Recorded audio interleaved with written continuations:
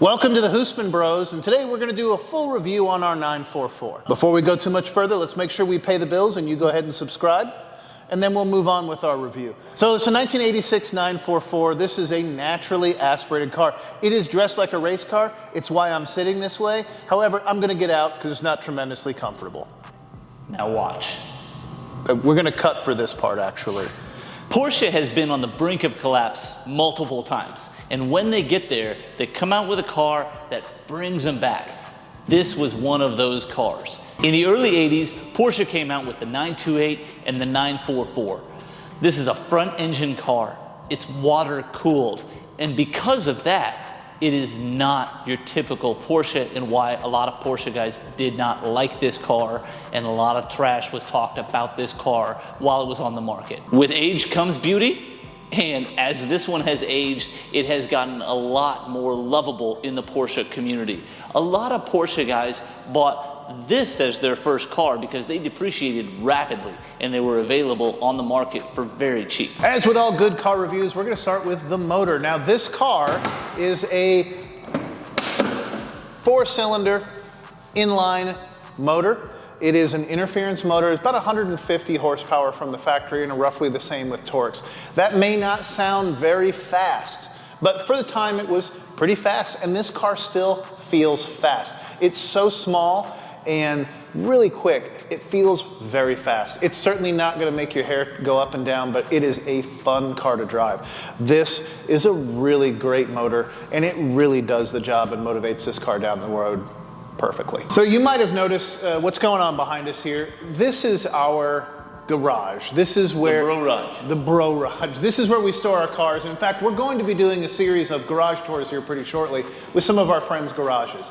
For now, Aaron, I think there's some stuff you need to talk about on this car. Yeah, absolutely. So obviously this is a very 80s car. It's got a great 80s look to it. We've already talked about the pop-up headlights, which we're not a fan of, but check out our other video for that. But one of the quintessential 80s features on this car are the wheels. These are called phone dial wheels. For a lot of you kids, you have no idea what a phone dial is, but there used to be a phone in your house. It had no caller ID, you picked it up, you had no idea who was on the other end of the line. It was wild and crazy. Some of you might remember the buttons ones, but there were ones where you actually put your finger in the hole, twisted it around to dial the number. So these resemble that kind of a phone dial, hence they're called phone dial wheels. They're very 80s style wheels.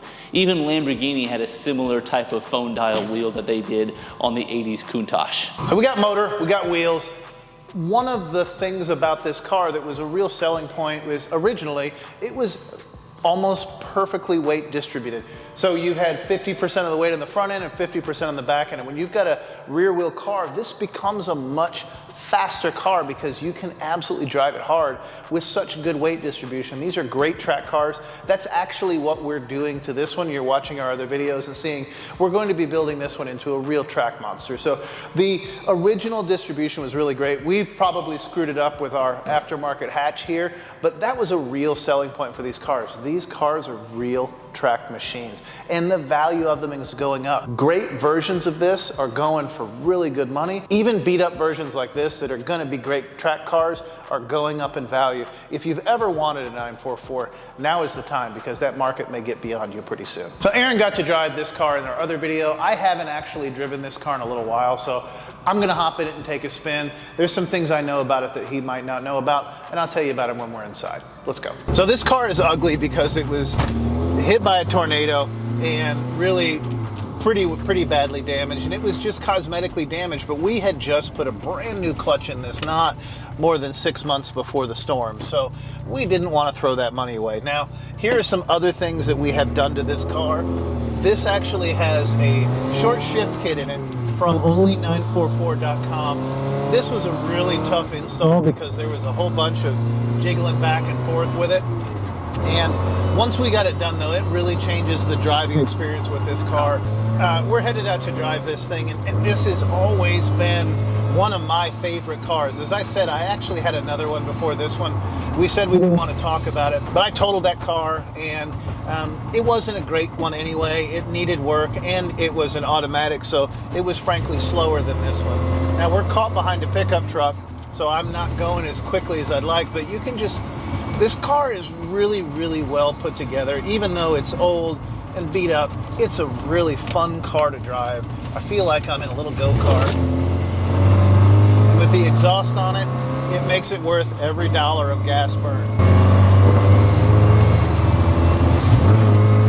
So I don't have many 5-speed cars anymore. I grew up driving them, but part of the fun of this car is that you can just roll through those gears, and it's just such a responsive car. I cannot wait to get this on the track, film some of that for you guys, and have you see exactly how capable the car is and how incapable the drivers might end up being.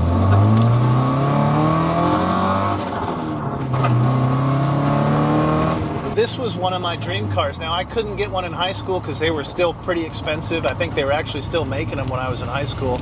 But what I could afford in high school was a first generation RX-7, which has a similar shape and a similar feel. Cars like this were all over the road in the 80s. Between the Z cars and the RX-7s, this was the style. For a long time, these were just the most unpopular cars. They had aged out of being good cars, and there was so much more new coming out, and they had aged out enough to where they seemed like a relative bargain, but the people that were buying them couldn't afford some of the deferred maintenance that goes with these cars, and that was kind of the challenge that they faced. All right, so we're going to take it back into the garage now and wrap it up. I hope that this gave you some insight to the 944. As always, if you have any specific questions, I would love to hear them, and we'd love to address them. And if there's anything we can help you with on your 944, let me know. Well, as always, it's a fun drive and I gotta say, a great review of this car. I don't know where you can find a better review of a 944 than the one you just watched. You're pretty humble, dude. I am. Yeah. You know what? I'm the best at being humble. So there's always that. If you want a 944, watch our things that we hate about 944 videos, so the things you can look out for. I think these are fantastic cars. This is actually my second 944. I won't talk about what happened to the first one.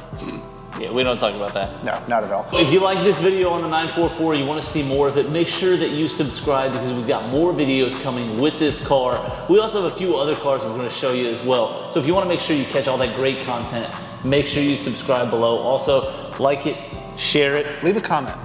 If you want to know more about this car, anything in particular, let us know. We're getting ready to take it apart. We might be able to show you the piece that you can't figure out on yours.